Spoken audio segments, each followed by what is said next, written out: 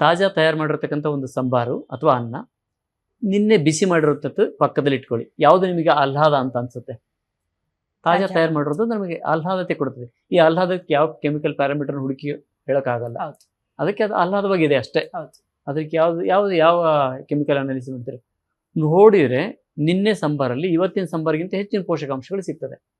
ಯಾಕೆಂದರೆ ಬ್ಯಾಕ್ಟೀರಿಯಾಗಳು ಬೆಳೆದಿರ್ತದೆ, ಅದು ಸತ್ತೋಗಿರ್ತದೆ, ಅದು ನಾನ್ ವೆಜ್ ಆಗಿರ್ತದೆ, ಅದರಿಂದ ಅವೆಲ್ಲ ತನ್ನ ರಸನ ಬಿಟ್ಕೊಂಡಿರ್ತದೆ, ಜಾಸ್ತಿ ಸಿಗ್ತದೆ. ಆಗ ಆ ಅರ್ಥದಲ್ಲಿ ಇದು ಪೋಷಕಾಂಶ ಭರಿತ ಅಂತ ಹೇಳೋಕ್ಕಾಗಲ್ಲ.